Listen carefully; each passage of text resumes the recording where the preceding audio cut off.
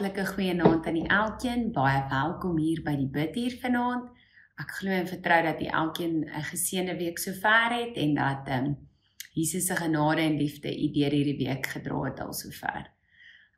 Ek wil vra voordat ons begin, dat ons almal ons oë sal sluit vir ons openingsgebed. Here, baie dankie dat ons in die middel van die week net kan kom rustig raak en word dit baie keer maar woel en dol besig is, maar laat ons net kan vir 'n oomblik kom stil staan en net kan kom hoor wat u vir ons wil sê. Here, dankie dat u ons dra deur elke versoeking, deur elke dag, dat u altyd daar is en dat ons nooit hoef te vrees nie, want u is in beheer. Here, ons wil nou vra dat u met ons in hierdie bidhuur oomblik sal wees. Mag u asseblief die woorde seën sodat dit woorde van u sal wees en nie van myself nie, en dat ons vir u ligdraers in die donker wêreld daar buite sal wees. Ek bid al hierdie dinge net in u naam alleen. Amen. My praatjie vandag is met julle, wat ek met julle wil deel graag, is dat ons is oorwinnaars in Christus. Nou, een van my gunsteling verse is definitief Romeine 8, vers 37. En ek gaan dit vir u voorlees uit die 53 vertaling. Ek gaan 37 tot 39 lees. Dit sê in Romeine 8, vers 37 tot 39 die volgende. Maar in al hierdie dinge is ons meer as oorwinnaars deur hom wat ons liefgehad het. Want ek is versekerd dat geen dood of lewe of engele of owerhede of magte of teenwoordige of toekomende dinge of hoogte of diepte of enige ander skepsel ons sal kan skei van die liefde van God wat daar in Christus Jesus ons Here is nie. Dikwels voel dit vir ons asof die lewe 'n stryd is. Ons worstel met bekommernis, versoekings, siektes, finansiële druk of selfs gevoelens van twyfel en moedeloosheid. Maar die Bybel sê duidelik, ons is meer as oorwinnaars, deur nie onsself nie, maar deur Christus. Wat beteken dit om meer as 'n oorwinnaar te wees? 'n Oorwinnaar is iemand wat die geveg gewen het. Maar om meer as 'n oorwinnaar te wees, beteken, jy staan nie net aan die einde van die stryd nie. Jy staan vas in vrede, terwyl jy die stryd nog stry. Jy weet die uitkoms is reeds bepaal, want Jesus het reeds oorwin aan die kruis. Die oorwinning is nie net iets wat ons moet nog behaal nie. Dit is iets waarin ons nou leef. Christus het reeds die oorwinning vir ons behaal. By die kruis het Jesus uitgeroep, dit is volbring, in Johannes 19 vers 30. Daardie woorde beteken dat die skuld betaal is, die mag van sonde gebreek is en die Satan verslaan is. Ons veg nie om oorwinning nie, ons veg vanuit oorwinning. Daarom kan ons selfs in moeilike tye met sekerheid sê, groter is hy wat in my is, as hy wat in die wêreld is. 1 Johannes 4 vers 4. Oorwinning beteken nie 'n lewe sonder probleme nie.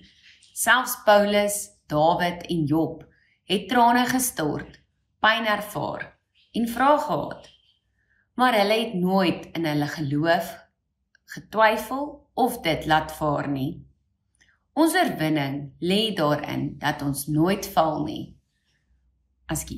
Ons oorwinning lê nie daarin dat ons nooit val nie, maar dat ons elke keer weer opstaan deur die genade van God.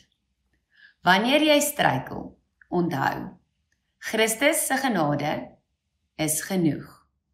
Sy krag word volbring in swakheid.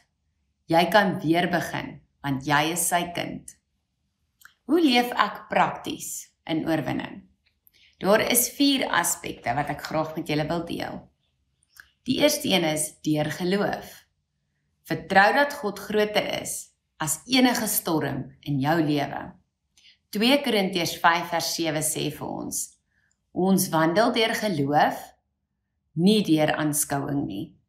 Die tweede, deur gebed. Oorwinning begin op jou knieë. In gebed gee jy alles oor aan God, al jou laste, al jou bekommernisse, al jou moedeloosheid, en hy sal sy vrede vir jou gee. Deur die woord is die derde een. Die Bybel is jou swaard. Geen soldaat gaan na 'n oorlog sonder sy swaard. So die Bybel is jou swaard. Elke keer as Jesus versoek was, het hy gesê, daar staan geskryf. Leer om God se beloftes te gebruik teen die leuns en vrees wat Satan in jou wil laat meebring. Deur geloof en aanbidding is nommer 4. Wanneer jy aanbid, verander die atmosfeer. Paulus en Silas het in die tronk gesing en God het die deure oopgemaak. Jou lofprysing is 'n wapen van oorwinning.